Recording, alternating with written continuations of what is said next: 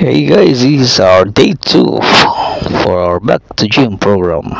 So ayun, pangalawang araw natin ngayon guys sa ating pagbabalik ng pag-gym. So yun, may sumingit, may malaking puwet. So yun guys, direct agad tayo sa ating paboritong tricep program, ang tali. Yun ang pinaka the best. Kita nyo, nasa 37.5 yan na bigat, diba? So nakita nyo, may pangalawang session pangalawang session pa lang natin, pero nakita na natin yung improvements ng ating muscle guys. Alright, so yan ang pinaka-paborito kong session, yung tricep at bicep. So palakasin muna natin yung ating tricep at bicep bago tayo mag chest saka shoulder. So yun ang sekreto ni MB Musky BTV. So yun ang sa kasalukuyan ay nasa crew gym. Sa crew gym ako guys, ilan lang kami, 3. Yun, so yun ang ating mga paboritong pang build ng ating back, saka kasama na lahat yan. So multifunction na yan. So nakita nyo,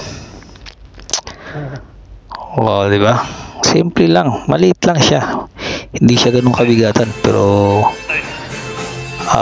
talagang sulit na sulit. Alright, at yun, yan ang alternate session natin sa ating tricep at bicep.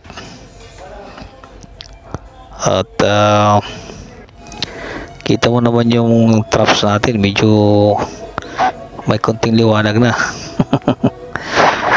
Yung development niya ay slowly lang but surely, di ba? So repetition lang, 12 times, then pahinga ka lang ng mga 2 minuto o 1 minuto para sa another program.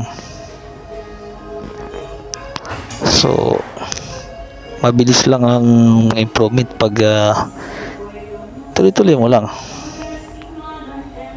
diba? O kita mo yung chest ko, diba?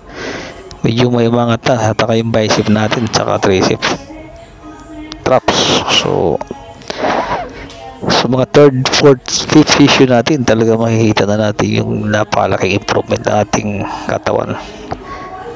Sa mga ilang buwang hindi nakapag back to gym.